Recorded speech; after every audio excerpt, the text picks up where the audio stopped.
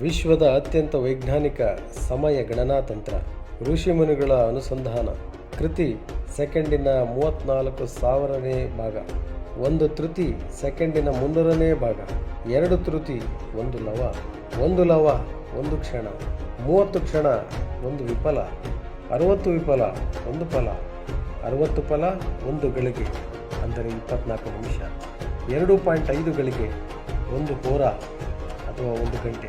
24 ಹೋರ 1 ದಿನ. 7 ದಿನ 1 ಸಪ್ತಾಹ ಅಥವಾ 1 ವಾರ.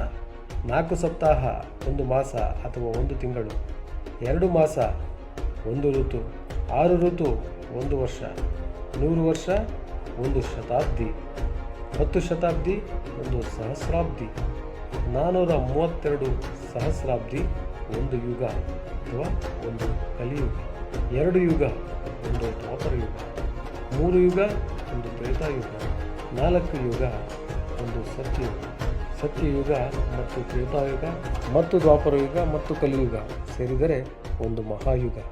76 ಮಹಾಯುಗ 1 ಮನ್ವಂತರ. 1000 ಮಹಾಯುಗ 1 ಕಲ್ಪ. 1 ನಿತ್ಯ ಪ್ರಳಯ 1 ಮಹಾಯುಗ ಅಂದರೆ ಭೂಮಿಯ ಜೀವಿಗಳ ಅಂತ್ಯ ಮತ್ತು ಪುನಃ ಆರಂಭ. 1 ನೈಮಿತಿಕ ಪ್ರಳಯ ಅಂದರೆ 1 ಕಲ್ಪ ಅಂದರೆ ದೇವತೆಗಳ ಅಂತ್ಯ ಮತ್ತು ಪುನರ್ಜನ್ಮ.